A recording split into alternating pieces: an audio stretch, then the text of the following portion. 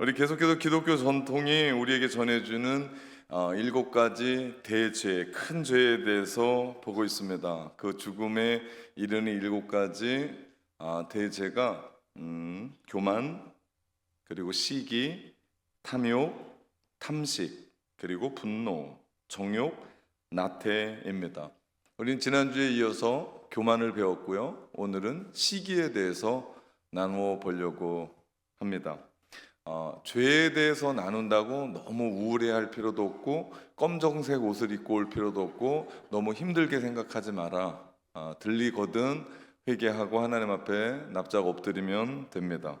우리나라의 속담에 사촌이 땅을 사면 배가 아프다는 얘기가 있어요. 왜 배가 아플까요? 땅을 사는 것과 배 아픈 것과는 전혀 상관이 없어요. 우리는 누가 땅을 샀다고 해서 배가 아프고 속을 끓고 그러진 않아요. 근데 이상하게 사촌이 땅을 사면 그런 소식을 들으면, 혹은 나와 처지가 비슷했던 사람, 나와 차이가 너무 많이 나서 비교도 안 되는 사람은 신경도 안 써요. 근데 나랑 고만고만하게 비슷한 사람에게 좋은 일이 생기면 왠지 모르게 기뻐해 주기보다는 배가 아프다. 이게 시기예요. 생각해 보면 시기가 우리 안에 늘 있는 것을 봐요. 기독교에서 시기를 7가지 대죄에 포함시킨 것은 이 시기가 영혼과 삶을 파괴하는 죄악이고 거기서부터 수많은 죄가 파생되었기 때문에 7가지 범주 안에 집어넣습니다. 또한 시기는 7가지 대죄 중에서도 가장 야비하고 더럽고 추하고 잔인한 죄라고 불리는데, 왜냐하면 상대방이 잘 됐을 때 앞에서는 되게 축하한다는 말을 하는데 속에서는 배가 끙끙 앓아요. 그리고 그 배가 아픈 건 그 사람을 끌어내리고 싶은 생각이 큰 거예요. 시기는 자기의 행복을 위해 친구의 불행을 제물로 삼는 잔인하고 삐뚤어진 자기 사랑이에요. 그래서 시기가 파괴력이 큽니다. 그래서 7가지 대죄 중에 하나입니다. 그리고 독특한 것은 이 시기가 그 대상이 일반적이지 않아요. 그리고 어떤 평범한 나와 상관없는 누군가가 아니에요. 나랑 가장 가깝고 절친인 지인 혹은 친구라는 점에서, 혹은 동종 업계 종사자, 그리고 어떤 한 사람, 그래서 시기하고 헐뜯고 그를 무너뜨리고 나쁜 소문을 내요. 그래서 윤리학자 윌리엄 메이는 시기를 형제에게 짓는 죄라고 단정을 합니다. 아주 멀리 있는 누군가가 아니라 너무 가까이 있는 사람에게. 또 이 시기가 나쁜 건 내 마음 가운데 어떤 사람에게 존경심이 생겼어요. 혹은 나도 저렇게 해야지. 그래서 공부를 열심히 한다거나 돈을 열심히 번다거나 혹은 열심히 살면 그건 시기가 아니에요. 시기는 어떤 거냐면, 시기는 저 사람이 그렇게 하는 게 싫은 거야. 근데 시기에 빠진 사람은 또 나태예요. 나태라고 하는 뜻은 게으름입니다. 그러니까 시기는 그냥 앉아서 아무 일도 안 하면서 저 사람도 안 됐으면 좋겠고 나도 뭐 그렇게 달라지는 게 없어요.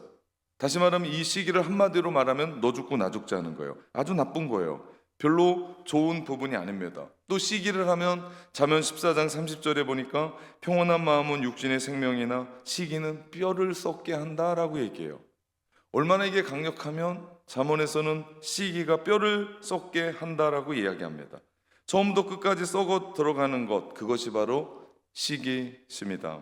오늘 본문 사울왕은, 그는 이스라엘의 초대 왕이었습니다. 이스라엘에서요 처음 난 건 하나님 거예요. 그만큼 소중하고 그만큼 귀한 거예요. 그리고 첫 번째 맏아들, 그들에게 거의 재산을 다 줄 만큼 첫 번째는 유대인에게서, 이스라엘에게서 아주 귀한 겁니다. 그런데 문제는 이 사울왕이 이스라엘의 최초의 왕, 초대 왕이에요. 근데 이 왕이 다윗에게 시기를 했습니다. 사울왕이 시기에 빠진 이후 왕의 역할을 제대로 수행하지 못했어요. 사울왕은요 한 게 없어요. 땅을 넓힌 것도 아니에요. 그렇다고 하나님을 위해서 성전을 지은 것도 아니에요. 그렇다고 자기 왕궁을 새롭게 지은 것도 아니에요. 그가 열심히 추구하고 정료를 투자했던 것은 자기가 길르던 정말 그 최정예, 오늘날로 말하면 특공 부대 같은 사람들을 데려다가 2,000명을 풀어다가 다윗 하나 잡고 죽이려고 쫓아다닌 것밖에 없어요. 사람이 시기심에 빠지면 이렇게 어리석게 돼요. 사무엘상 17장에 다윗이 골리앗을 죽였을 때 사울은 다윗을 시기하지 않았어요. 오히려 자기 옆에 두고 군대 장관으로 삼았습니다. 잘 싸우는 부하를 하나 얻었거든요. 얼마나 든든한지 몰라요. 그런데 오늘 본문을 보면 다윗이 블레셋과의 전쟁에서 이기고 돌아올 때 이스라엘 여인들이 사울은 천천히고 다윗은 만만이다라고 하는 노래를 불러요. 이게 유행가가 돼버렸어요. 그때 사울이 그만 시기심에 사로잡혀요. 본문 9절 말씀해 보니까 그날 후로 사울이 다윗을 주목했다라고 얘기해요. 개역 개정엔 그렇게 나와요. 근데 이 번역을 새 번역으로 보면 그날부터 사울은 다윗을 시기하고 의심하기 시작했다라고 이야기합니다.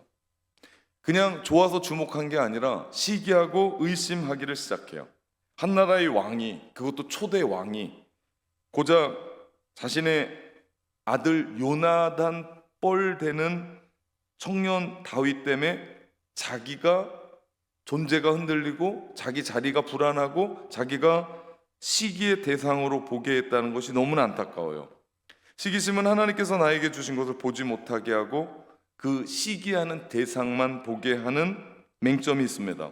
사울이 왕이 되었을 때 사울 왕이 시기심에 빠져 하나님이 나에게 주셨던 왕이라고 하는 존귀한 직분과 권력 그리고 막강한 책임감, 자신의 소명은 하나도 보지 못했어요. 높아져가는, 인기가 많아져가는, 만만이라고 외치는 다윗을 어떻게 끌어내리려고 하는데 인생 모든 것을 다 걸고 허비합니다.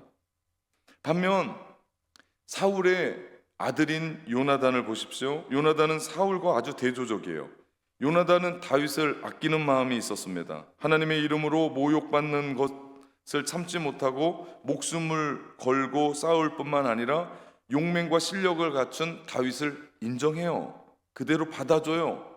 누군가가 만만이고 천천히라고 얘기해도 다윗은 그 소리를 들을 수 있지라고 높여줍니다. 시기하기는커녕 오히려 다윗의 능력을 더 성장되기를 원합니다. 그래서 요나단은 자신이 가지고 있는 군복과 칼과 활과 띠까지 내줘요. 그리고 다윗은 요나단과 함께합니다. 그래서 성경에 참된 우정을 이야기할 때 다윗과 요나단을 이야기하는 데가 여기 있습니다. 그렇다고 요나단이 무너졌습니까? 무기력해졌습니까?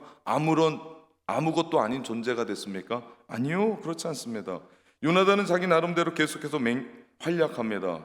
그는 시기심에 사로잡히지 않았기 때문에 다윗을 인정해주는 동시에 자신도 충성되게 쓰게 되었고, 사실은 사울보다도 다윗을 더 시기해야 될 인물이 요나단이에요. 왜냐하면 사울 다음에 왕위를 인정받고 물려받을 사람이 요나단이에요. 그런데 요나단은 시기하지 않아요. 그러자 성경은 다윗과 요나단이라고 하는 참된 우정을 이야기합니다. 시기는 너도 죽고 나도 죽는 거예요.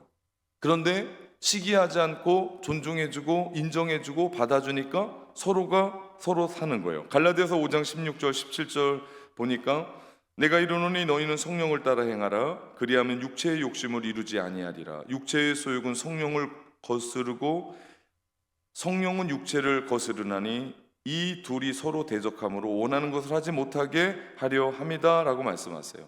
사울이 시기심에 사로잡혔을 때 죄의 지배를 받는 반면 요나단은 성령에 이끌려서 은혜의 지배를 받아요. 그러면 우리가 성령의 지배 아래 어떻게 하면 들어갈 수 있을까? 이 부분을 한 이야기로 여러분에게 전달해 주고 싶습니다. 일본의 신실한 그리스도인이자 유명한 작가 중에 한 사람이 미우라 아야코예요. 여류 작가입니다. 그녀는 원래 작가는 아니었어요.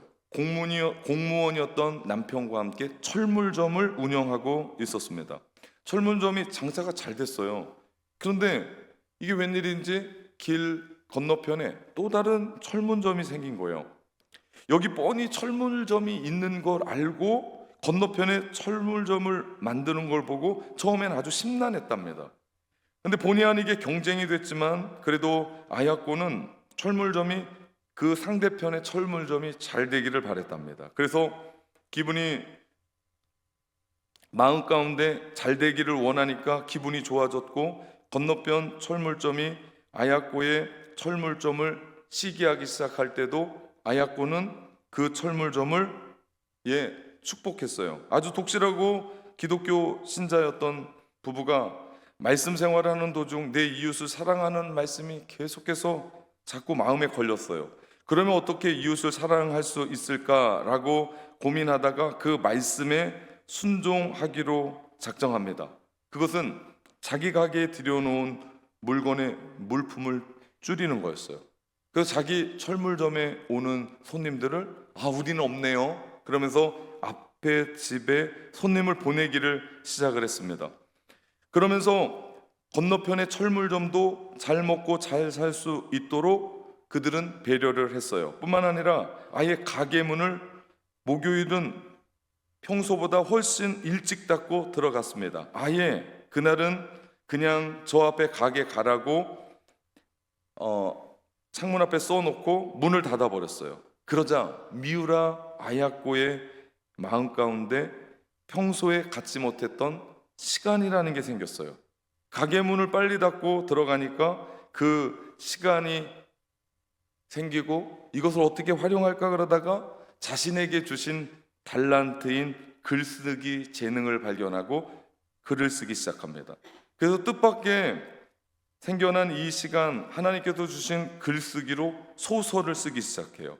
그때 그녀가 써서 출판했던 소설이 그 유명한 베스트셀러가 된 빙점입니다. 우리나라 말로 번역도 됐고 우리나라 드라마로 반영되었던 이후로 미우라 아야코는 본격적으로 작가 활동을 하게 됩니다.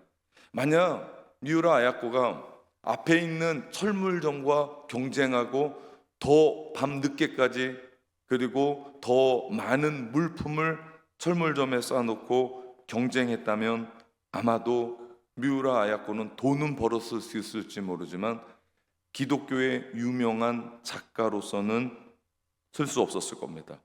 우리가 성령의 도우심으로 이웃을 시기의 대상으로 보지 않고 사랑의 대상으로 바라볼 때, 그리고 하나님께서 다른 사람에게 무엇을 주셨나를 보기보다는 나에게 주신 그 달란트를 바라볼 때 우리는 비로소 시기심에서 벗어날 수 있습니다. 근데 우리는 하나님이 우리 가운데 주신 재능, 우리 가운데 주셨던 가정의 자녀들, 그리고 나에게 주셨던 그 어떤 것과는 상관없이 그런 건 눈에 들어오지도 않고 남의 것이 더 커 보이고 남의 것이 더 좋아 보이고 그래서 저걸 어떻게 하면 끌어내릴까 생각할 때부터 우리 가운데 대제인 시기심이 발동하는 거예요. 성도 여러분, 우리가 하나님께서 주신 것을 감사하는 순간 우리는 시기심에서 벗어날 수 있어요. 찬송가 429장 찬송가는 이래요. 받은 복을 세어보라, 주의 크신 복을 내가 알리라. 받은 복을 세어보아라, 주의 크신 복을 내가 알리라. 받은 복을 세어보아라, 주의 크신 복을 내가 알리라. 혼자 부르는데도 돌림 노래가 되네. 신기하네요. 리조이스의 힘이 이렇게 크네. 영어 가사로 보면요, 내가 받은 복을 카운트하라고 그래요. 세어보래요. 그 다음에는요, 내가 받은 복을 네이밍하라고 얘기해요. 네이밍은 이름을 써서 붙이래요. 다시 말하면 하나님이 우리 가운데 주셨던 모든 부분을 이름표를 써서, 여러분 포스트잇이나 그런 걸 써서 붙여보래요. 여러분 한번 가서 해보십시오. 여러분이 집에 가서 하나님이 나에게 주신 게 뭐지?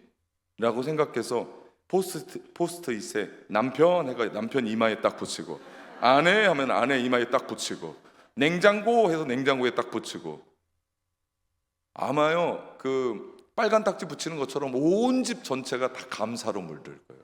엄청난 겁니다. 받은 복을 세워보래요. 그리고 이름표를 붙여보래요. 그러면서 하나님이 우리 가운데 무엇을 주셨는지를 보게 될 거고, 그러면 우리는 시기심에 사로잡히지 않게 돼요. 여러분, 하나님께 받은 게 뭡니까?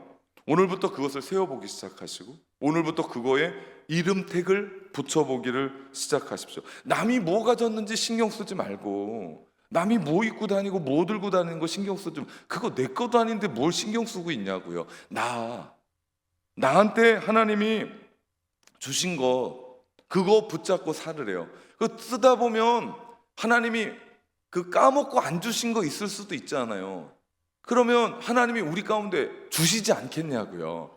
나의 것 생각하지 남의 것 왜 생각하고 남의 것 보고 있냐고요. 그러다 보면 어느새 시기심은 저 멀리 도망가고 우리 가운데 하나님이 주신 감사와 평온이 넘칠 줄 믿습니다. 밀루스 포먼의 감독의 영화 아마데우스라고 하는 작품이 있어요. 이게 모차르트 이야기입니다. 이 영화에 보면 궁중학장인 살리에르가 자신보다 6살 어린 모차르트의 천재성을 시기하는 장면이 나와요. 자기보다 노력도 별로 안 하고 자기보다 열심히 하는 것 같지도 않고 여자와 술과 여러 가지를 탐닉한 경박한 후배에게 자기가 아무리 해도 못 따라가는 거예요. 아무리 해도 쫓아갈 수가 없는 거예요. 그 천재성을 발견하고 한탄합니다. 아무리 노력해도 안 되는 살리에르는 자신이 모차르트에게 상대가 안 된다는 것을 알고 기도합니다. 여기까지 참 좋아요. 기도해요. 오 하나님, 왜 나에게 재능을 주시지 않고 재능을 알아볼 수 있는 눈은 주셨습니까? 라고 하며 하나님을 원망해요. 그리고 십자가에 달린 예수 그리스도의 상을 장작불에 집어넣어 태워버립니다. 하나님을 부인해버려요. 여러분, 우리가 시기심에 사로잡힐 때요, 사람은요 사람만 시기하지 않아요. 우린 결국 누구를 원망해요? 하나님. 이게 문제예요. 그래서 시기심이 대제인 이유가 누구 이웃만 미워하고 시기하고 끌어들이는 게 아니라 결국 나를 이렇게 만든, 여러분 궁중악장인 살라엘은 엄청난 사람이었어요. 궁중의 악장이었어. 그 전체를 이끌어간. 그리고 그에게 눈이 있었어요. 모차르트가 천재라는 걸 알아볼 수 있는 눈은 있었어. 근데 자기의 천재성을 바라보지 못하고 남의 재능만 바라보면서 그는 결국 죽습니다. 하나님이 저 사람은 축복하고 나는 아니다라고 생각하니까 누가 미운 거예요? 하나님이 미운 거예요. 누가복음 15장에 보면 탕자의 비유가 있어요. 아버지 유산을 가지고 허랑방탕하게 창기와 다 말아먹고 온 아들. 사실 살아계신 아버지한테 유산 달라는 이야기는요, 그 당시 아버지, 저는 아버지가 빨리 죽었으면 좋겠습니다 라는 얘기예요. 그럼에도 불구하고 그 아버지는 그 아들에게 유산을 줘요. 그리고 아니나 다를까 그 철없는 그 아들이 돈 갖고 가면 뻔하지 않아요? 그런 아들은 동네 사람들이 그 아들을 발견하면 돌을 던져 죽일 수도 있었습니다. 그러니까 아버지는 늘 동구 바깥에 서서 그 아들 언제 오나 기다리는 거예요. 왜요? 동네 사람들에 먼저 잡히면 그 탕자는 죽어요. 그러니까 아버지가 막 달려가서 이는 내 아들이라고 끌어안는 거예요. 그럼 동네 사람들도 어떻게 할 수 없는 거예요. 아버지가 용서했기 때문에. 그 아들이 돌아왔단 말이에요. 살아 돌아왔단 말이에요. 돼지나 먹는 주연 면밀 먹다가 누가 생각이 났어요? 아버지가 생각이 났어요. 아버지 집의 품꾼은 배부르기라도 하지, 난 이게 뭐냐 그러면서 아버지 집이 생각나고 돌아왔단 말이에요. 그랬더니 이게 웬일이요? 아버지가 얼싸안고 안아주고 반지를 끼워주고 새 옷을 입히고 송아지까지 잡아 잔치를 벌인 겁니다. 그것을 본 형이 분노를 해요. 그리고 아버지한테 얘기합니다. 아버지, 나는 여러 해 동안 아버지의 말에 토 한 번 달지 않았습니다. 열심히 일했습니다. 근데 내 친구들과 먹으라고 염소 새끼 한 마리 잡아준 적이 있습니까? 그런데 어떻게 창녀들과 어울려 자산을 모두 날려버린 이 아들을 왜 송아지를 잡습니까? 형은 동생이 들어온 게 싫어요. 시기심에 가득했습니다. 그리고 아버지를 받아들이지 못합니다. 누가복음 15장을 가만히 읽으면요, 그 다음 얘기가 없어요. 이는 무슨 얘기냐면요, 우리한테 질문하는 거예요. 넌 어떻게 할래? 아무도 몰라요. 탕자의 형이 들어가서 아버지와 화해하고 그 아버지가 나와서 얘야 들어가자, 이게 좋은 거 아니냐 그랬을 때 그 다음에 얘기가 없어요. 그것은 독자의 몫이에요. 다시 말하면 너 들어가서 아버지와 화해하고 동생 받아주면 행복하게 살래? 아니면 너 시기하고 그렇게 살다가 죽을래? 그것 우리 가운데 묻는 거예요. 답이 없어요. 형이 그랬어요. 여러분, 만일 사울왕이 다윗을 시기하지 않고 더 밀어주고 후원해줬으면 어떻게 됐을까요? 군대 장관까지 해서 여러분 영토를 넓히지 않았을까요? 사울이 이끌어갔었던 그 이스라엘이 더 든든하게 세워지지 않았을까요? 그런데 미워하고 시기하면서 그를 죽이려 했을 때 모든 것이 엉망이 돼버렸어요. 다윗은 인정받고 한 나라의 왕에게 인정받으니까 전쟁에서 혁혁한 공을 세우고 그런 삶을 살지 않았을까요? 사울은 또한 하나님께서 자기에게 주신 왕의 능력을 10분 발휘해서 함께 했다면 서로 윈윈 하는 거예요. 사울은 나라를 세우고 다윗은 그렇게 도와서 영토를 혹은 전쟁을 승리하며 나라를 평온하게 만드는 일들을 했을 겁니다. 그런데 어떻게 해요? 사울왕이 시기하니까 다윗은 살라고 도망 다니고 그 2,000명의 군대는 그 다윗 하나 잡으려고 쫓아다니고 이런 일들이 일어나요. 만일 살르에르가 모차르트를 질투하지 않고 후원해주고 격려해주고 돕고 오히려 선배로서 후배에게 배우고자 했다면 모차르트와 당대의 음악계에 아름다운 명곡을 써나가면서 그 당시의 음악은 수준이 발전했을 거예요. 왜? 천재성을 가진 모차르트와 함께. 그러면 모차르트도 그렇게 살다가 끝냈겠냐고요? 아닐 겁니다.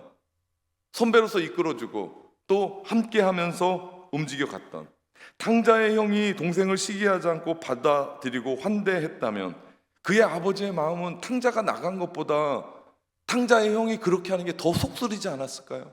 넌 왜 모르냐? 아픈 손가락이지 않냐 탕자가. 근데 탕자가 살아 돌아왔는데 너는 왜 내 마음을 모르냐라고 하며 돈은 있을 때 있기도 하고 없기도 해요. 근데 사람의 마음은요, 어떻게 보면 형은 더 아버지의 마음을 돈 갖고 나간 탕자보다 더 아프게 했을지도 모른다라는 거예요. 만약에 탕자의 형이 그렇게 받아들이고 아버지 앞에 순종을 했다면 오히려 더 믿음직한 맏아들로, 제가 말씀드렸잖아요. 이스라엘의 맏아들은 그 몫이 더 컸어요. 그리고 하는 일도 더 컸어요. 정말 대단히 많은 밀어주는, 동네 사람들이 얼마나 많이 그 형을 존경하게 됐겠냐고요. 탕자가 그 형을 어떻게 받겠냐고요. 아버지는 말할 것도 없이. 여러분, 이것처럼 시기는요 모두를 다 망쳐요. 성경에 나오는 바나바, 권위의 사람, 위로의 사람, 초대교회 아주 신실한 선교의 리더였던 바나바, 선교를 주도적으로 역할을 감당했던 수장이었습니다. 그런데 바나바에 비해서 사도 바울은 예수님을 핍박하던 사람이었어요. 그러다가 다메섹 도상에서 예수님을 극적으로 만나고 예수님을 전하는 자가 됐어요. 그런데 아무도 예루살렘의 제자들이 바울을 인정해주지 않아요. 왜냐하면 그 바울이 악랄하게 예수 믿는 사람들을 잡아가 죽였어요. 거기에 나오는 단어 하나는요, 어떤 단어냐면 그 멧돼지가, 그 돼지 같은 놈이 그 연약한 포도밭을 짓밟을 때 쓰는 단어예요. 그러니 그리스도인들에게 바울하면 치가 떨리고 이가 갈리는 사람이었어요. 그런데 갑자기 이 사람이 변해서 내가 예수님을 만났고 그 다메섹 도상으로 가는 길에 정오에 그 태양보다 더 찬란한 예수님을 빛으로 만났다고 얘기하는데 믿어줄 사람이 아무도 없는 거예요. 속으로 야, 저놈이 주의 제자들을 더 발견해서 죽일 셈인가 보다 해서 아무도 받아주지 않았을 때 이 위로의 아들 바나바가 바울을 예루살렘 교회에 직접 데리고 가서 소개하고 그들과 함께 화해하고 함께 했었던 사람이에요. 그리고 바나바가 바울을 훈련시키고 또 전도행도 함께 갑니다. 그런데 바나바가 가만히 보니까 나보다 더 훌륭한 거예요. 바울이 선교에 더 뛰어난 거예요. 복음을 더 잘 전하는 거예요. 그때 어떤 일이 일어납니까? 바나바는 자기보다 바울을 앞세워요. 사도행전을 가만히 읽어보면요, 바나바와 바울 나오다 어느 순간 바울과 바나바로 순서가 바뀌어져 있어요. 이유가 있어요. 바나바가 그 복음 전도의 열정이었던 바울의 그 모습을 보면서 전면에 세운 거예요. 그리고 사도 바울 뒤로 겸손하게 숨고 섬깁니다. 그래서 사도행전을 가만히 보면 주어가 바뀌어요. 여러분, 이거 되게 어떻게 보면 자존심 상하는 거예요. 아니, 내가 그렇게 일했을 때는 언제고, 나를 그렇게 사울 왕과 같은 그 이야기가 우리네 사는 이야기지, 바나바와 같은 이야기는 우리 가운데 없는 거예요. 그런데 가만히 보면 성경이 인정해주는 그 한 사람은 시기가 아니라 함께 달려가는, 그래서 바나바와 바울로 주어가 바뀌어요. 왜 사울왕과 탕자의 형은 시기심에서 나올 수 없었을까요? 또한 어떻게 요나단과 바나바는 시기심에서 벗어나 돕는 자로 기뻐하며 살 수 있었을까요? 저는 여기에서 시기심을 이기는 길을 세 가지를 여러분과 함께 나눠보고자 합니다. 첫 번째는요, 한담을 하지 말래요. 험담이 아니에요, 한담. 그냥 시시한 얘기들이에요. 시기를 멀리하는 아주 실제적인 방법 중에 하나는 한담을 피하는 거예요. 이것은 시기라는 목적을 향해 다름질해서 아예 출발조차도 하지 않는 거예요. 험담을 하지 말라고 하는 얘기가 아니에요.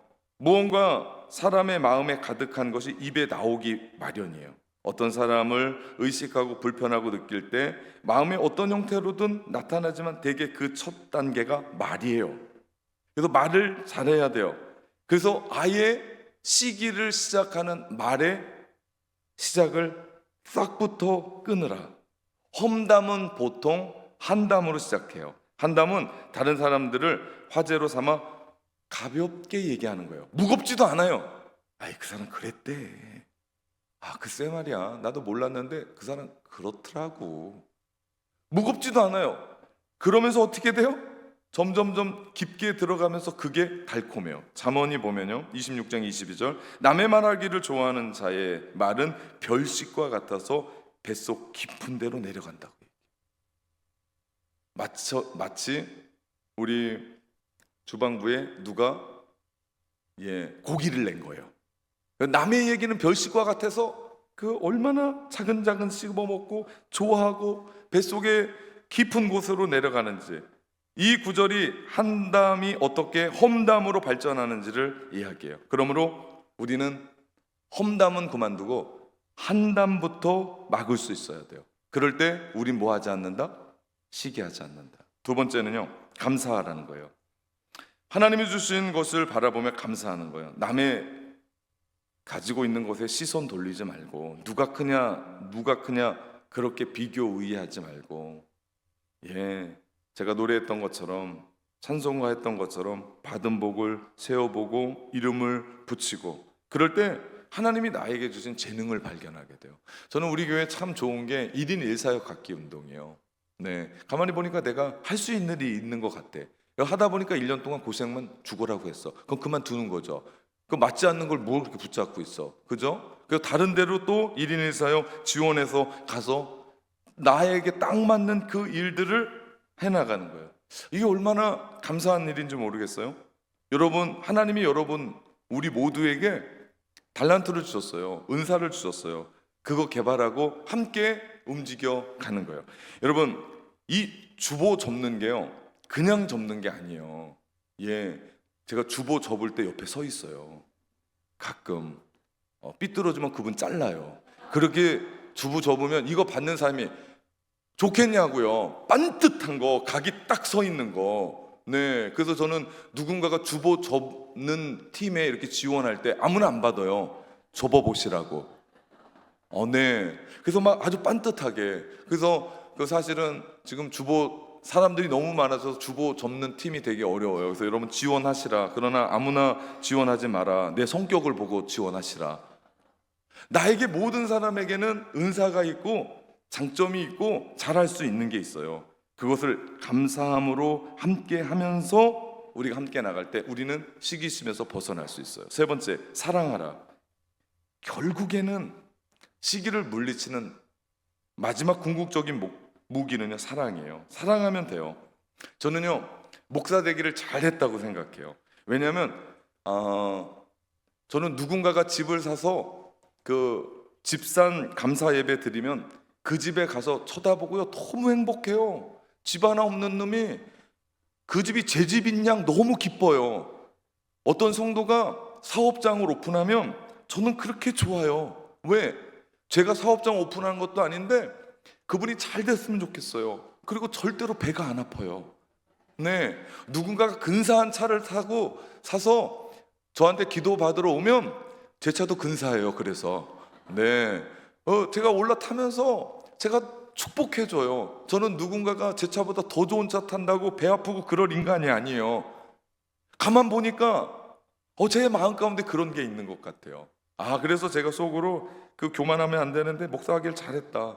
여러분, 시기심을 이길 수 있는 건요, 어떻게 해요? 사랑하면 돼요. 제가 목포에 와서 연합 활동을 해요.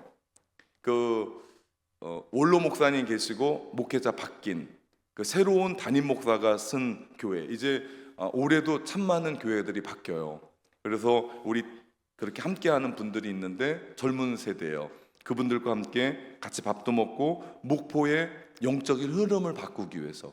과거에는 분열의 역사였고, 과거에는 어려움이었고, 과거에는 왕래도 없었어요. 그런데요, 지금은 우리가 하나 되어 과거는 있자, 그건 그분들의 거고 우리는 새로운 판을 짜자, 그러면서 제가 함께 이 일들을 해요. 근데 여기에서 같이 하면서 네 거가 크냐 내 거가 크냐 이런 게 없어요. 다 같이 함께 모여서 이 일들을 움직여 갑니다. 연합하려면 손해 봐야 돼요. 연합하려면 밥 많이 사야 돼요. 연합하려면 시간을 내야 돼요. 함께 그 일들을 움직여 갑니다. 누구 교회가 크다, 누구 교회가 이렇더라, 배 아프면 못해요. 그러면 그 사람은 어떻게 돼요? 외톨이로 혼자서 목회할 수밖에. 그러면 살아날 수가 없어요. 같이 가야 돼요. 함께 해야 돼요. 얼마나 좋은지 몰라요. 누군가가 결혼한다고 하면 마치 제가 다시, 이러면 안 되는데, 다시 결혼하면 안 되는데, 하여튼 제가 결혼하는 것처럼 너무 기뻐요. 요번에도 우리 청년들 결혼한다고 벌써 결혼식 주례가 내년까지 잡혀 있어요. 그래서 뭐죠? 근데 제가 너무 기뻐요. 고민이에요. 내년에 하는 놈은 왜 이렇게 나한테 빨리 알려줬는지. 이제 결혼식 설교문을 바꿔야 될 때가 왔어요. 세 개를 바꿔서 돌려야 되나? 제가 그런 생각합니다. 무슨 얘기예요? 사랑하면 돼요. 사랑하면 시기하지 않아요. 사랑하면 더 주고 싶어요. 사랑하면 내가 그 사람을 품고 기도해줘요. 우리 공동체 지체의식을 갖고 서로 사랑하면 비교 우위할 필요도 없고요, 받아들이고요, 기쁘게 함께하는 거예요. 네가 언제 왔냐, 늦게 왔냐, 이것도 아니에요. 함께하면 박수 쳐주고 함께 움직여가고. 로마서의 이 말씀을 너무나 아름답게 표현했습니다. 12장 15절, 즐거워하는 자들로 함께 즐거워하고 우는 자들과 함께 울라. 이게 공동체예요. 이게 사람 사는 거예요. 이게 신앙생활이에요. 이것이 아버지를 섬기고 사는 사람들, 즐거워하는 자들과 즐거워하고 우는 자들과 함께 우는 공동체. 저는 이런 공동체, 낙원 공동체 되기를 주님의 이름으로 축원합니다. 찬양.